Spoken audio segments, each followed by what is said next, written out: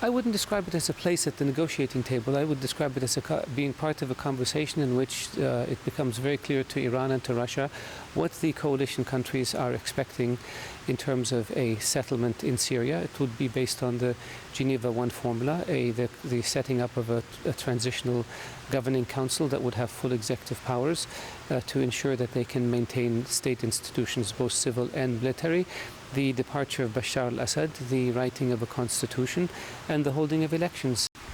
But the Americans and the British have accepted that President Bashar al-Assad can stay in part for a short time during the transition. Would you agree to that? Our position, I believe the position of the countries in the coalition is really a unanimous one. We may have slightly different ways of expressing it, but we're basically saying the same thing. What we're saying is that at the beginning of the process, it has to be very, very clear to the Syrian people that Bashar al-Assad will leave by a date certain. It can't be probable, it can't be possible, it has to be certain. And then that date will depend on how quickly one can transition power to the governing council and how quickly one can take over the security forces in Syria to ensure that the security forces don't collapse and the civil institutions don't collapse. This is the most serious, sustained diplomatic push to end the conflict. How do you rate its chances of success? You hope for the best and prepare for the worst.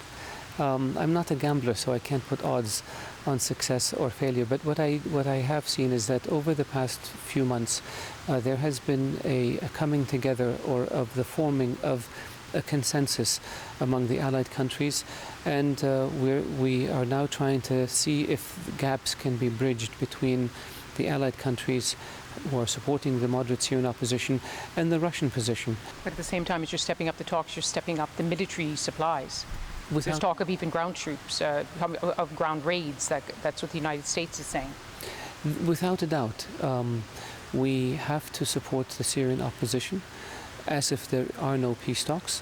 We have to intensify that support. We have to contribute to changing the balance of power on the ground, because that ultimately will open up the door for the departure of Bashar al-Assad.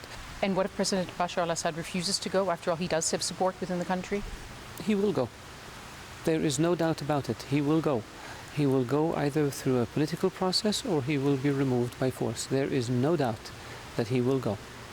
I want to ask you about Yemen, because, as you know, Saudi Arabia is being accused of war crimes in Yemen. There was an attack this week on a hospital of Médecins Sans Frontières. There's been 39 attacks on health facilities. I know there are attacks by the other side, by the Houthis, but Saudi Arabia in the coalition is being accused of indiscriminate attacks. We believe unjustly. With regards to the hospital by Doctors Without Borders, they contacted the coalition, I believe, a week or 10 days ago and gave us the coordinates for the location of their facility. So why would we take the coordinates and bomb it? Doesn't make sense. And when we looked at the... So you're saying someone else bombed it?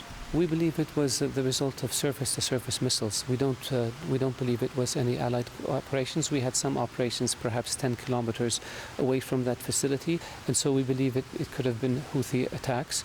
We have seen this before when the coalition forces conduct operations against military targets and they hit those targets.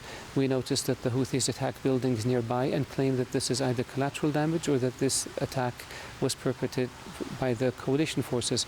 We have absolutely no issue with anyone investigating these attacks in order to establish the facts.